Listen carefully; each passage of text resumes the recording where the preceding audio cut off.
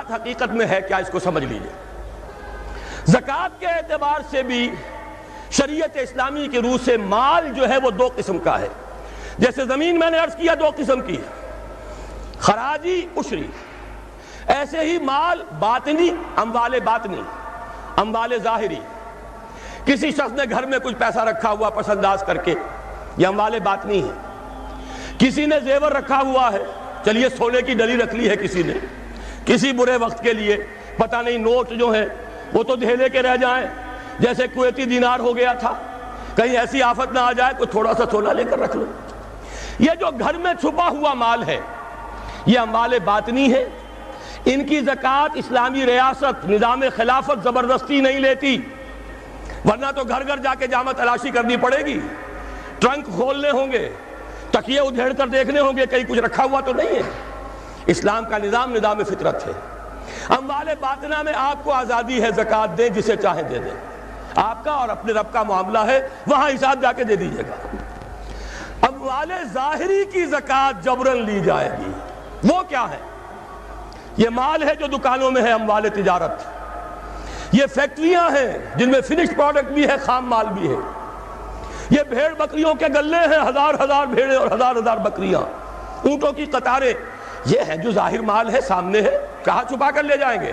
گودام بھی ہے تو وہ گھر تو نہیں ہے، گودام کی تلاشی ہو سکتی ہے، دکان کا حساب لگایا جا سکتا ہے۔ فیکٹری کے اندر اس کی زمین، اس کی مشین، اس کے ٹولز ایگزمپٹ، اس پر زکوٰۃ نہیں ہے۔ لیکن جو بھی مال ہے اس میں وہ دو شکلوں میں ہوگا، یا خام مال ہے، کپڑا بنانے کا کارخانہ ہے تو دھاگا پڑا ہے اتنے کروڑ کا، تیار کپڑا ہے اتنے کروڑ کا، اس کا 2.5% دے دیجئے۔ مال ہے 5 لاکھ کا، دکان کے اندر 2.5% دے دیجئے، اموال ظاہرہ ہے۔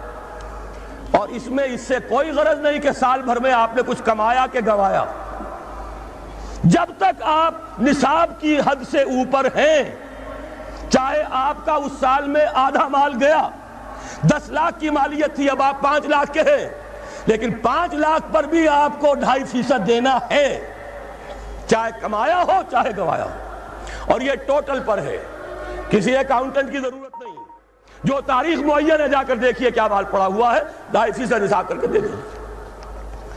اتنی رقم آئے گی۔ ابھی جو کہہ رہے تھے جنرل صاحب کہ یہ نعرہ بھٹو نے لگایا، یہ بالکل وہی بات ہے جو علامہ اقبال نے فرمائی ہے، مغربی تہذیب میں بھی ایک حصہ حق کا ہے، اگرچہ باطل نے اس کے اوپر پورا غلبہ حاصل کر لیا، لیکن حق کا حصہ اس میں بھی تھا۔ وہ کیا تھا؟ اوہام پر اپنی بات نہ قائم کرو، لا تقف ما لیس لک بہ علم ان السمع والبصر والفؤاد کل اولئک کان عنہ مسئولا۔ علم پر بات کرو، وہم پر نہیں، محض تصورات پر نہیں، محض توہمات پر نہیں، علم پر، موقف تمہارا علم پر قائم ہونا چاہیے۔ یہ بات تھی، انہوں نے لی، توہمات کو ختم کیا، کھول آنکھ، زمین دیکھ، فلک دیکھ، فضا دیکھ، مشرق سے ابھرتے ہوئے سورج کو ذرا دیکھ۔ لہذا سائنس بڑھی، ٹیکنالوجی بڑھی، آئی ان کے ہاں ترقی آئی۔ اسی طرح یہ سمجھ لیجئے روٹی، کپڑا اور مکان کوئی کافرانہ نعرہ نہیں تھا، یہ افراد کا بنیادی حق ہے، اور تاریخ انسانی میں پہلی مرتبہ عمر فاروق نے اس حق کا بیان کیا۔ اگر دجلہ اور فرات کے کنارے ایک کتا بھی بھوکا مر گیا تو عمر قیامت کے دن ذمہ دار ہوگا۔ کون مارکس ہے، کیا پدی اور کیا پتی کا شوربہ، کون کوئی جدید تصورات دینے والے ہوں گے؟ یہ کل کی پیداوار ہے اور آج ختم ہو چکے، آج ان کے چہروں پر کالک بری جا رہی ہے، آج ان کے مجسمے گرائے جا رہے ہیں۔ عمر فاروق کا فرمان، یہ محمد کے غلام اور ایک ادنا تربیت یافتہ سپاہی کا فرمان ہے، یہ تا قیام قیامت قائم رہے گا۔ ہر شہری کی بنیادی ضروریات کی کفالت ہے جو نظام خلافت کے ذمے ہے۔ اور اس میں تو جیسا کہ میں نے عرض کیا، اس میں تو حضرت عمر نے مسلمان نہیں کہا، صرف مسلمان نہیں، جانوروں تک بات پہنچا دی۔ اس کا مطلب یہ کہ غیر مسلموں کا بھی حق ہے، اس لیے کہ حضرت عمر ہی نے ایک مرتبہ دیکھا تھا، کسی صوبائی دارالحکومت کے دورے پر گئے تھے، کوئی ایک بڑھا غیر مسلم غالباً مجوسی تھا، وہ کچھ خیرات مانگتا پھر رہا تھا، بہت بوڑھا ضعیف۔ وہاں کے عامل سے حضرت عمر نے پوچھا یہ کیا معاملہ ہے، یہ خیرات مانگنے پر کیوں مجبور ہو گیا؟ تو انہوں نے کہا غریب ہے اور اس کے پاس کوئی ذریعہ نہیں ہے۔ فرمایا یہ بڑا ظلم ہے کہ جب یہ جوان تھا، کماتا تھا، ہم اسے جزیہ لیتے تھے، اور آج اگر یہ بوڑھا ہو گیا ہے اور اس کا کوئی والی وارث نہیں ہے تو ہم نے اسے سڑکوں کے اوپر بھیک مانگنے کے لیے چھوڑ دیا، اس کا بھی وظیفہ مقرر ہو جائے گا۔ یہ ذمہ داری، یہ کفالت عامہ ہر شہری کے لیے۔ اور یہ جان لیجئے تجارت میں اور صنعت میں یہ سارا فساد جو اس وقت ہے وہ اس وجہ سے ہے کہ عام آدمی، عام کسان، عام مزدور مجبور ہے کہ سرمایہ دار اور جاگیردار کی ٹرمز پر کام کرے۔ نہ کرے گا تو کیا کرے گا؟ ٹریڈ یونین بنا لیجئے، وہ بھی جے بی ٹریڈ یونین بنا لیں گے، ان کے اپنے ایجنٹ ہوں گے۔ اب لڑیے، خون کس کا جائے گا؟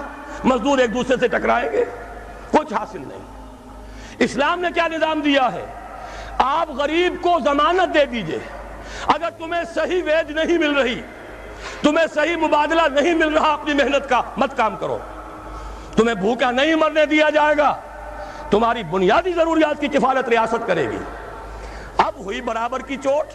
اگر کارخانے دار کہہ سکتا ہے کہ اگر آپ کو یہ چیز منظور ہے کام کیجئے ورنہ جائیے، سب مزدور چلے جائیں گے، میں لاک اپ کر دوں گا، کارخانہ بند کر دوں گا، لیکن یہ کہ مزدور اس وقت یہ نہیں کہہ سکتا، وہ تو کہے گا جناب اسی تنخواہ پر کام کروں گا، اس لیے کہ ایک دن کام نہ کرے شاید بچ جائے، 2 دن کام نہ کرے بچ جائے، تیسرے دن فاقہ آئے گا، اس کے پاس کھانے کو نہیں ہے۔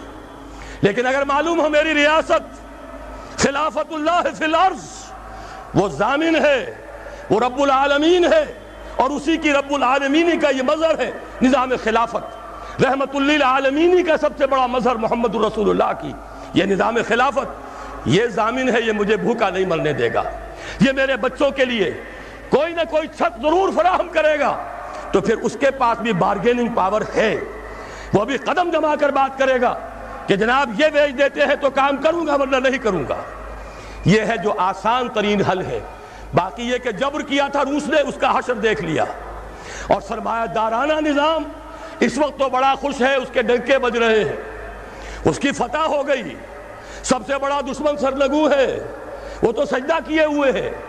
لیکن یہ کہ واقعہ یہ ہے سرمایہ دارانہ نظام کے اندر جو کنٹرڈکشنز ہیں، جو تضادات ہیں، اب وہ ظاہر ہوں گے۔ جب باہر مقابلہ تھا، اندر کی لڑائی ختم تھی، اب اندر سے فساد ابھرے گا، اندر سے ایکسپلوژن ہوں گے۔ یہ غیر فطری نظام، یہ غیر انسانی نظام، یہ غیر معقول نظام ختم ہو کر رہے گا۔ کاش کہ اس کی جگہ صحیح، معتدل، متوازن، عادلانہ نظام خلافت، اس کا کوئی نمونہ ہم دنیا کے سامنے پیش کر دیں۔ اس وقت پوری دنیا کی طرف ہماری ذمہ داری ہے، ساری نوع انسانی کے ہم مقروض ہیں کہ ہمارے پاس ہدایت ہے، لیکن ہم اس پر خزانے کا سانپ بن کر بیٹھے ہوئے ہیں، نہ خود عمل کرتے ہیں نہ دوسروں کے سامنے نمونہ پیش کرتے ہیں۔